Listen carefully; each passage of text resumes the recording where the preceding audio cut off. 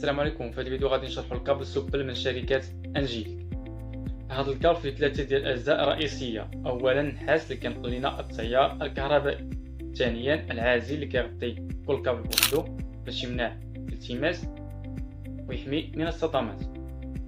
ثالثا الغطاء الخارجي اللي كيغطي الكابل كامل وكيعطيه حماية إضافية. ومنين كنقولوا 2 فوا 1.5 2 كنعنيو بها عدد الكابل، 1.5 حجم الكابل. عندنا فيه 2 فوا 0.75 2 فوا 1 2 فوا 1.5 و 2 فوا 2.5 و 2 فوا 4. وعدد الكابليات عندنا من 2 حتى ل 5. كنعاودو نفس العملية.